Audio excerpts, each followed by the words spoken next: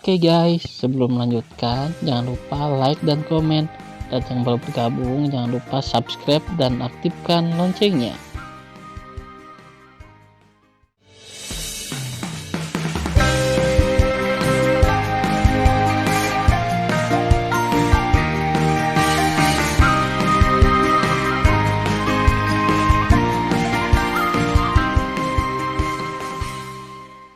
Episode 43.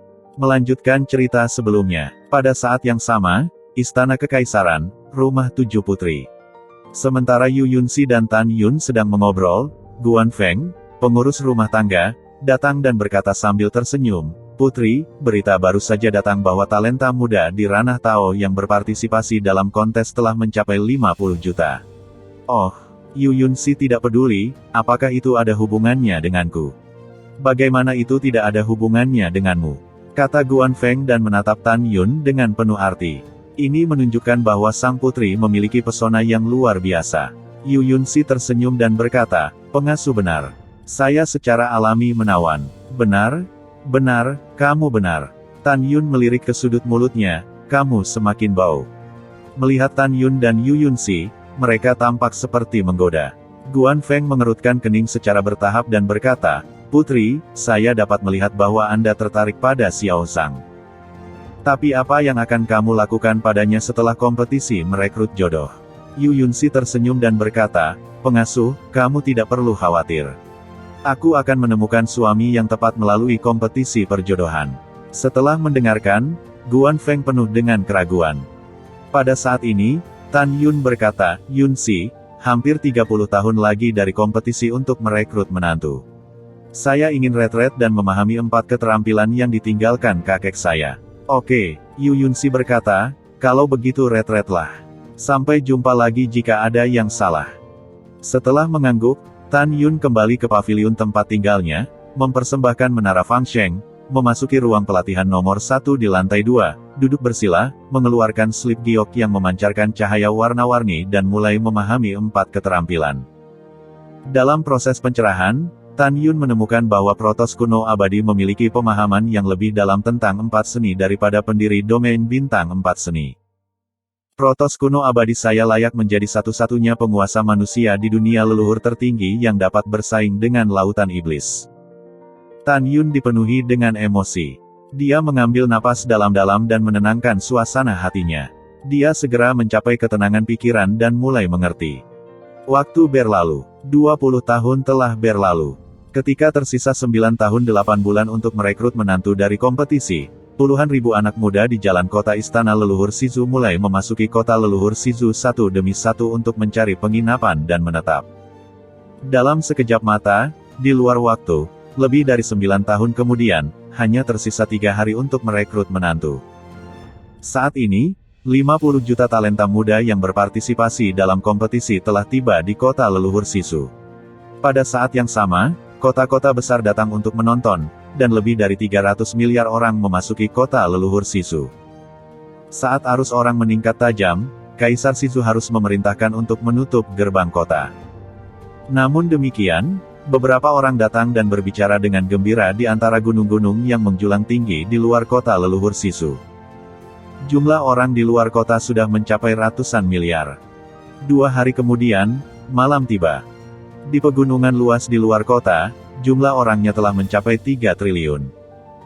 Dengan demikian, terlihat betapa mengerikan pesona Yu Yunxi, putri cantik pertama dan putri ke-7 dari dinasti Leluhur Shizu. Kaisar Agung Shizu mengirimkan pengorbanan besar dan mengatur puluhan ribu layar batu giok setinggi 1 juta kaki di atas pegunungan luas di luar kota. Tujuannya jelas. Secara umum, ini untuk disiarkan langsung ke semua orang. Siaran langsung besok pagi, akan mulai merekrut menantu. Kota Leluhur Shizu, Istana Kekaisaran, Rumah Putri ke-7. Di menara Fangsheng, Tan Yun, yang duduk bersila, perlahan membuka matanya dan menunjukkan keterkejutan yang tak terkendali di matanya. Baru saja, Tan Yun akhirnya memahami keempat keterampilan Protos kuno yang abadi secara menyeluruh. 4 keterampilan Tan Yun telah mencapai puncak dan mencapai tingkat Kaisar Tao abadi kakeknya. Mencapai puncak berarti dia telah berdiri di atas 4 keterampilan.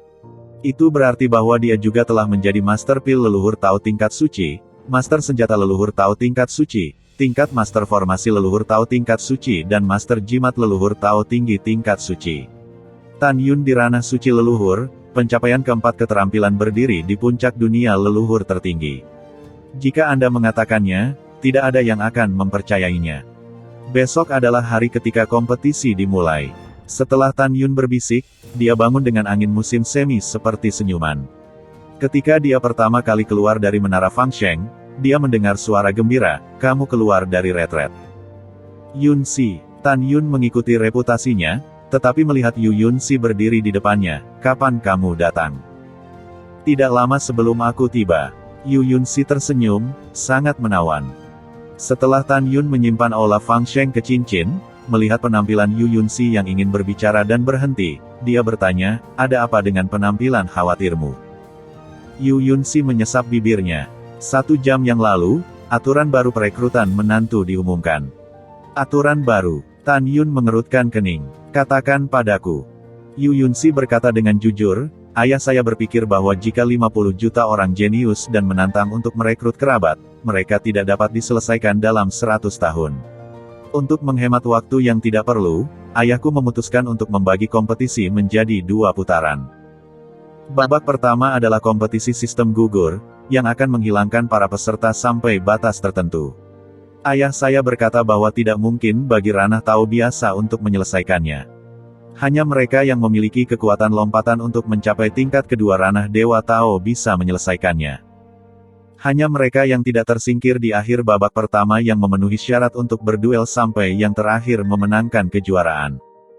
Mendengar pidato itu, Tan Yun bertanya, "Ceritakan lebih banyak tentang itu." "Ya," Yu Yun Si menganggukkan kepalanya dan berkata, "Yang paling penting adalah para peserta harus mendaftar sebelum kompetisi dimulai, yaitu, Anda hanya dapat mendaftar sebelum besok pagi." "Saya mengerti." Tan Yun berkata, "Tidak masalah. Saya akan mendaftar besok." "Hehehe, bagus sekali." Yu Yun berkata dengan gembira, "Kamu sangat baik padaku." Tan Yun tersenyum dan berkata, "Katakan padaku, bagaimana cara melakukan babak pertama sistem gugur?" Yu Yun Si menggelengkan kepalanya, "Ayahku berkata agar adil, dia tidak akan memberitahu siapapun, termasuk aku." Tan Yun, Yu Yun Si tampak khawatir dan berkata, "Aku benar-benar khawatir kamu tidak bisa melakukannya. Lalu apa yang bisa aku lakukan?" Tan Yun merenung sedikit dan menepuk pundak harum Yu Yun Si. Matanya tegas dan berkata, "Kapan saja, pria tidak bisa mengatakan mereka tidak bisa melakukannya.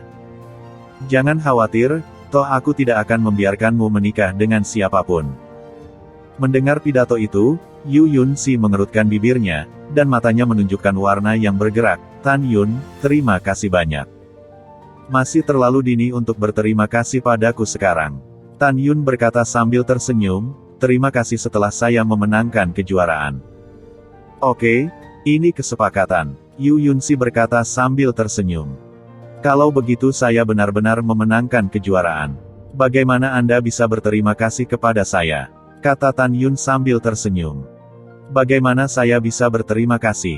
Biarkan saya memikirkannya." Yu Yun Si mengangguk setelah sedikit bermeditasi. "Kenapa aku tidak berjanji satu sama lain dengan contoh?" "Ah." Tan Yun tertegun. Jantung Yu Yun Si berdetak lebih cepat dan wajahnya tampak seperti lelucon. Apa? "Aku menggodamu. Jangan pikirkan aku." Batuk. Tan Yun terbatuk pelan dan tersenyum cerah. "Oke, mari kita berjanji satu sama lain. Saat ayahmu mendapatkan menantu, kita akan berpura-pura menjadi kenyataan." Yu Yun Si secara alami tahu bahwa Tan Yun sedang bercanda. Meski begitu, dia masih khawatir. "Tan Yun, sebagai pengawal pribadi sang putri, kamu berani menggoda sang putri?" Yu Yun Si berkata sambil tersenyum, "Tolong bertarung." Kemudian, pada malam hari, Yu Yun Si mengejar Tan Yun. Tan Yun tersenyum dan berpura-pura melarikan diri di taman belakang mansion 1 jam kemudian. Bulan kabur dan bintang-bintang kabur. Kota leluhur Sisu.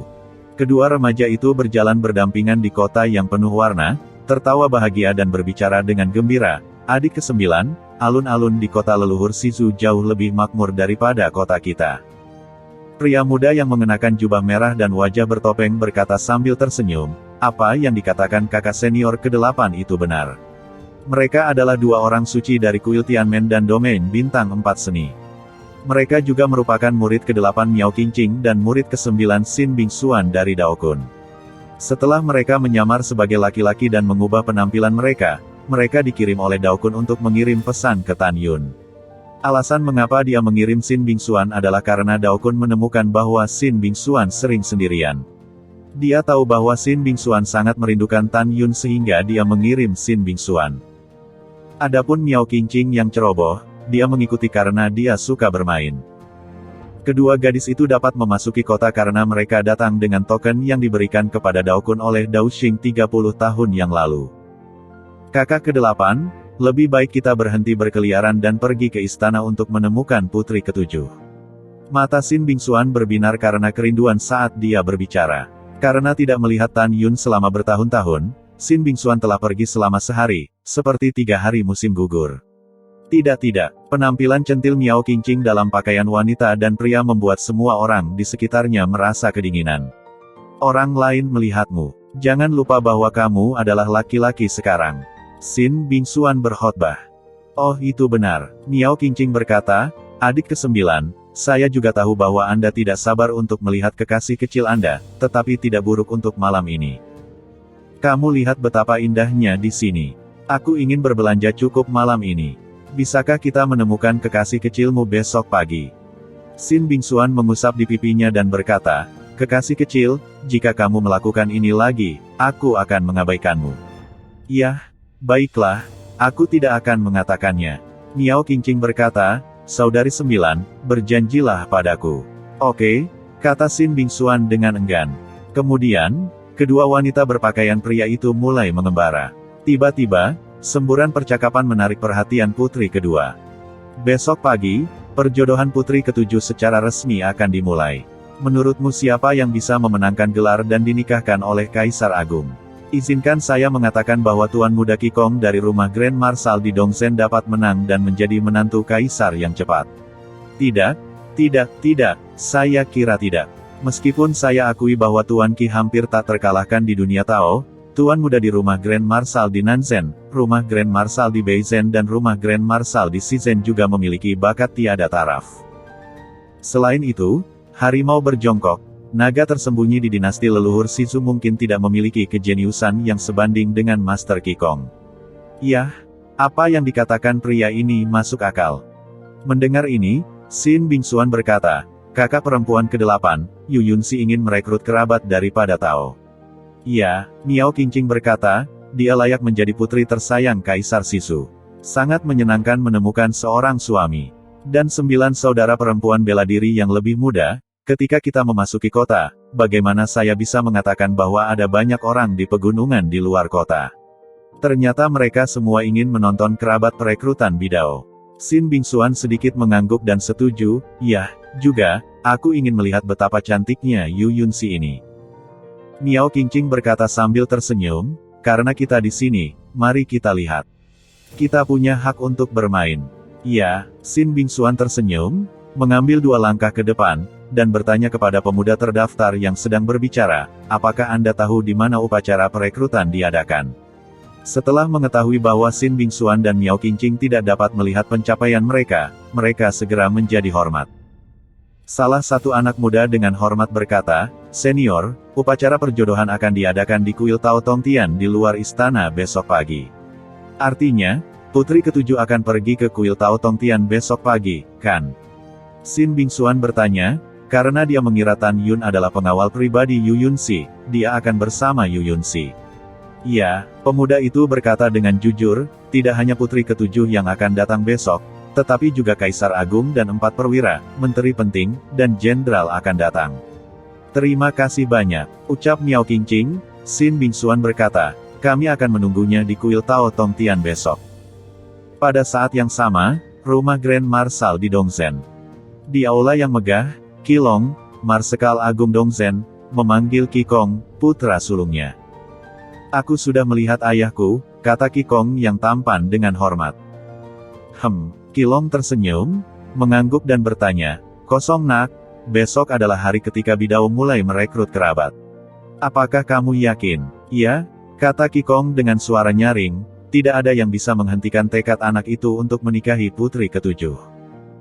Bagus, berani, layak menjadi putra sulung Kilong. Kilong tertawa, menyingkirkan senyumnya dan berkata dengan sungguh-sungguh, Konger, kamu tidak boleh ceroboh tentang kompetisi ini.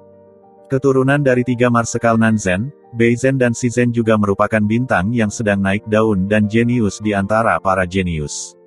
Dan dinasti leluhur Shizu saya yang agung, yang terpenting adalah kejeniusan. Di antara orang-orang tak dikenal, mungkin tidak ada kuda hitam. Mendengar pidato itu, Kikong berkata, jangan khawatir, ayah. Anak itu mengerti. Iya, Kilong menepuk bahu Kikong. Rumah Grand Marshal, Aula Grand Marshal, Nanzen. Seorang lelaki tua berbaju besi abu-abu, sekitar 60, berdiri di depan 2 orang muda. Orang tua itu adalah Marsekal Agung Nanzen, Ke Hongnan. 2 pemuda berpakaian bagus di depannya adalah putra sulungnya, Ke Huang, dan putra keduanya, Ke Gu. Ke Hongnan menatap kedua putranya. Matanya yang berlumpur penuh dengan harapan. Huanger dan Guer harus berusaha sekuat tenaga untuk menjadi manantu. Ayah, jangan khawatir, kata kedua bersaudara itu serempak. Iya, kata Ke Hongnan dengan tatapan tenang, dalam 30 tahun terakhir sebagai seorang ayah, aku telah mencoba segalanya untuk meningkatkan kekuatanmu. Meskipun kamu sekarang adalah tingkat ke-8 ranah Tao, dan Kikong hanya tingkat ke-6 ranah Tao, peluangmu untuk memenangkannya masih sangat kecil. Oleh karena itu, ketika kamu bertemu Kikong, kamu tidak boleh gegabah. Jangan mengendurkan kewaspadaanmu karena ranah lebih rendah. Ke Huang dan Ke Gu tumbuh di luar dinasti leluhur Nanzu ketika mereka masih muda. Di dinasti leluhur Nanzu, mereka dikenal sebagai 2 laki-laki di ranah Tao. Ke Hongnan tahu bahwa kedua putranya selalu percaya bahwa Kikong sia-sia, jadi dia harus memberitahunya lagi dan lagi. Ke Huang dan Ke Gu membungkuk dan berkata, ayah, anak-anak tahu bagaimana melakukannya. Iya, Ke Hongnan mengangguk dan berkata, ini sudah larut malam. Kamu bisa istirahat lebih awal, tetap semangat dan menangkan kejayaan untuk rumah Grand Marshal Nanzen. Selama salah satu dari kalian bisa memenangkan gelar dan menikahi putri ketujuh, pada saat itu, rumah Marsekal Agung di Nanzen akan berada di tengah istana. Ini ayah, aku pergi. Kedua bersaudara itu membungkuk dan saling memandang setelah meninggalkan aula. Mulut Ke Huang sedikit terangkat dan menunjukkan sentuhan jijik, saudara kedua, tidak ada harimau di gunung. Monyet itu disebut tuan, ada apa Kikong denganmu dan saudara? Iya, mata Ke Huang serakah dan menelan ludahnya. Tidak peduli siapa kamu dan aku menikahi sang putri, bukankah kita semua menikmatinya bersama?